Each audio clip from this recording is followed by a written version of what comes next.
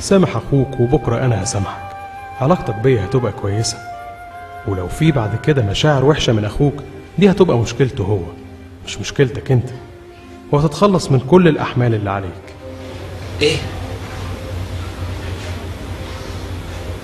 تعرف معاك حق،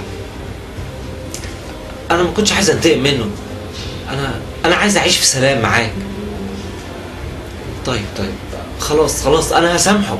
ايه الاخبار دلوقتي؟ حاسس بايه؟ لا كويس قوي. تعرف انا لما هنام دلوقتي هنام وانا مستريح.